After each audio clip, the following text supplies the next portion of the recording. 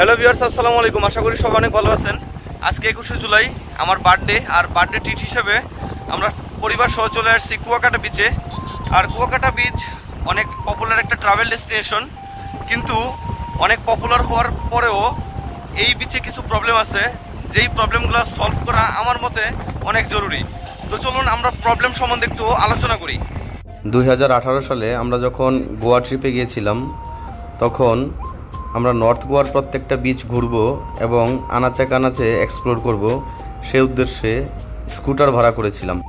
Chapora fort দেখে আমরা যখন মোটামুটি আধা ঘন্টার স্কুটার জার্নি শেষে মরজিম বিচে পৌঁছাই, তখন হালকা হালকা গুড়ি গুড়ি বৃষ্টি হচ্ছিল।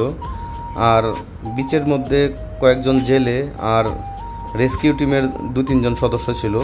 তো আমরা ফাঁকা বিচ পেয়ে প্রথমেই স্কুটার নিয়ে বিচের মধ্যে যেতে শুরু করি। ঠিক তখনই লাইফগার্ডের বা রেস্কিউ টিমের লোক এসে আমাদেরকে বলে, আপনারা স্কুটার নিয়ে বিচে যেতে পারবেন না, চাইলে আপনারা হেঁটে বিচে যেতে পারবেন।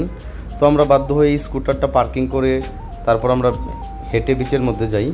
যেহেতু তখন ফাঁকা বিচ ছিল, তখন চাইলেই আমরা বিচে যেতে পারতাম, কিন্তু তারা এতটাই পর্যটক বান্ধব ছিল যে না, আপনারা বিচে যেতে পারবেন না, যদিও এটা ফাঁকা বিচ।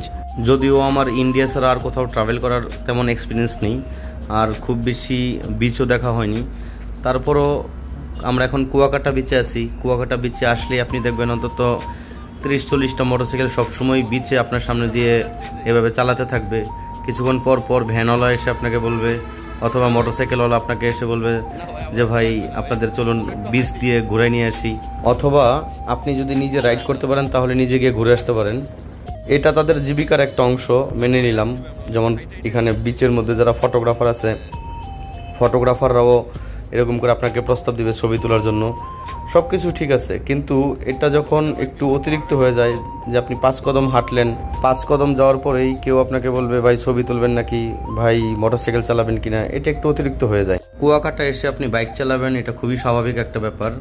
দেখুন এখানে তো 8-10 জন বাইকার একদম রেসের প্রস্তুতি নিয়ে ফেলেছে।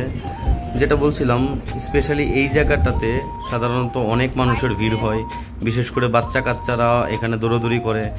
আর আপনি যখন বিচের ধারে হাঁটতে যাবেন, তখন আপনার কাছে যখন কেউ এরকম করে বাইক চালানোর জন্য প্রস্তাব দিবে, সেটা আপনার কাছেও একটু অকওয়ার্ড লাগবে। আপনি বিচে বাইক চালান, কোনো সমস্যা নেই, তবে একটা নির্দিষ্ট এরিয়া করে দেওয়া উচিত যে এই এরিয়ার বাইরে আপনাকে বাইক চালাতে হবে, এই এরিয়ার ভিতর আপনি বাইক চালাতে পারবেন না।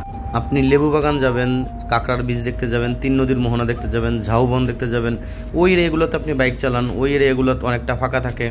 তা আপনার ওই এরিয়াটাতে দেখা যাচ্ছে কোনো দুর্ঘটনা ঘটার কোনো সম্ভাবনা থাকবে না। তাছাড়া বাইকের জন্য একটা নির্দিষ্ট স্ট্যান্ড করে দিলে আরও ভালো হয়। আশা করি বিচের দায়িত্বে থাকা প্রশাসন এই ব্যাপারে সুনজর দিবে এবং বিচকে পর্যটন বান্ধব করে তুলবে। ধন্যবাদ সবাইকে, সবাই ভালো থাকবেন।